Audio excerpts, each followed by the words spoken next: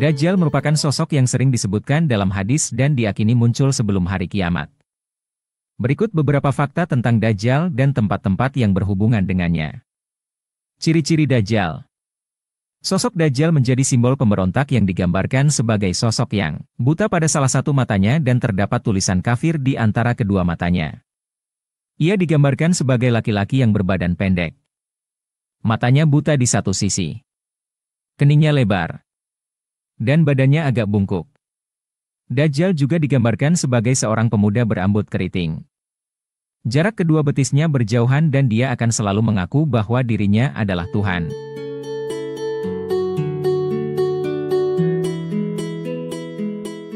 Tempat kemunculan Dajjal. Ada riwayat yang berbeda mengenai tempat kemunculan Dajjal. Yaitu satu menyebutkan bahwa ia akan keluar dari Khurasan dan satu lagi mengatakan dia keluar dari kota Asfahan, Iran.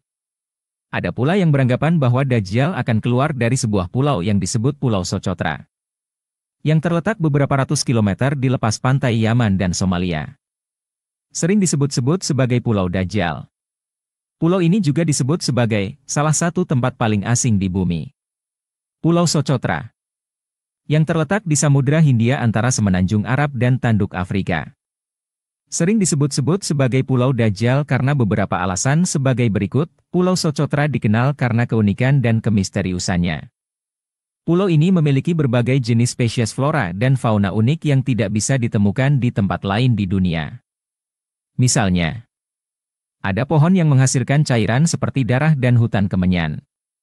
Kemudian Socotra berasal dari bahasa Sanskerta kuno yakni Dvipa Suhadara yang di masa lalu dipercaya sebagai tempat bagi para penyihir, jin, dan monster. Banyak mitos dan legenda yang mempercayai jika di sana terdapat ular terbang, sarang phoenix, dan burung rok. Alasan lainnya pula, dalam kepercayaan agama Islam, menjelang hari kiamat nantinya akan keluar makhluk mengerikan yang disebut Dajjal. Menurut sebuah riwayat, Dajjal dikurung di sebuah pulau misterius di suatu tempat di dunia. Meski dalam Al-Quran dan hadis tidak dijelaskan secara spesifik dan gamblang dari bumi bagian mana persisnya Dajjal akan keluar. Namun Pulau Socotra sering digadang-gadang sebagai Pulau Dajjal karena kemisteriusan dan keunikan pulau tersebut.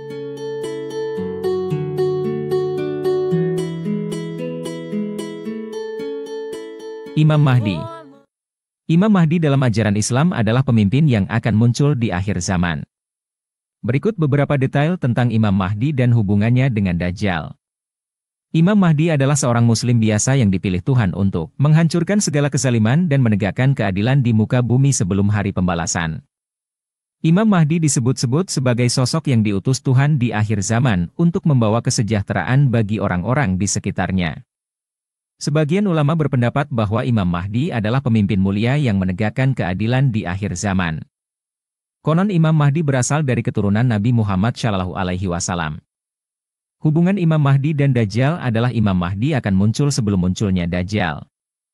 Dalam ajaran Islam, Dajjal adalah sosok yang akan muncul menjelang hari kiamat dan menimbulkan fitnah atau cobaan bagi umat manusia.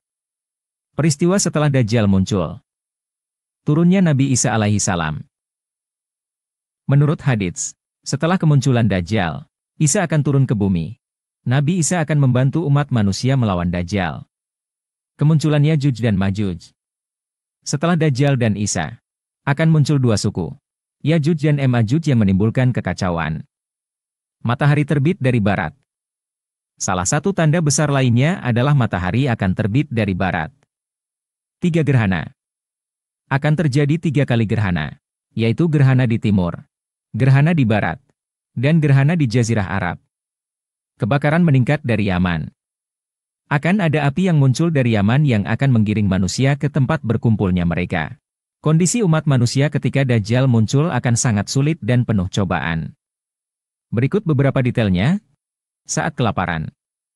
3 tahun sebelum Dajjal muncul, akan terjadi kekeringan yang sangat parah. Umat manusia akan mengalami kelaparan yang sangat parah. Fitnah Dajjal. Fitnah, cobaan, yang ditimbulkan oleh Dajjal sama beratnya dengan ujian yang akan dihadapi manusia. Orang-orang beriman akan berpencar dan lari ke gunung karena takut akan fitnahnya. Iman manusia itu rapuh. Di saat keimanan manusia sedang rapuh, Dajjal akan datang dan melakukan kesalahan yang lebih besar lagi.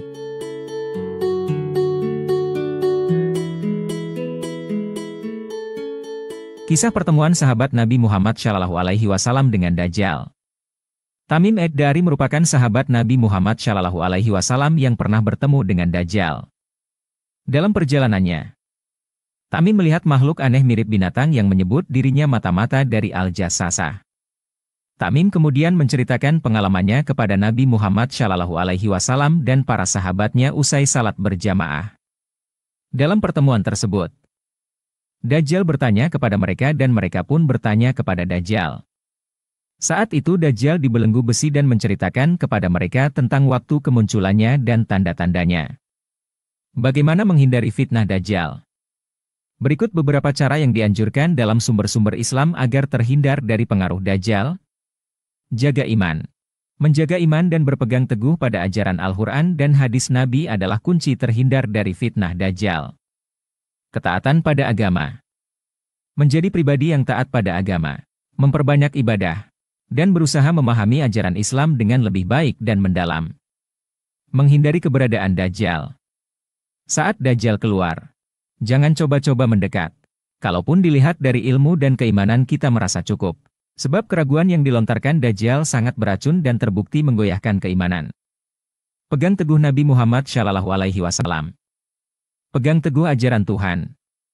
Dajjal berada di bumi selama 40 hari di mana satu hari terasa seperti setahun dan dalam satu hari dia bisa pergi ke seluruh penjuru dunia kecuali Mekah dan Madinah. Bagaimana Dajjal dikalahkan? Dajjal akan dikalahkan oleh Nabi Isa alaihissalam. Dajjal akan dikalahkan di kawasan Timur Tengah. Tepatnya di dekat kota Lut, yang kini berada di Israel. Nabi Isa alaihissalam akan turun dari langit dan membunuh Dajjal dengan tombak. Dalam hadits disebutkan bahwa Nabi Isa akan mengejar Dajjal hingga ke gerbang Lut, lalu membunuhnya. Demikian kisah ini diceritakan dari beberapa sumber Islami. Semoga menjadi hikmah dan menambah wawasan. Segala kisah yang sebenarnya terjadi kita kembalikan kepada Allah Subhanahu wa Ta'ala.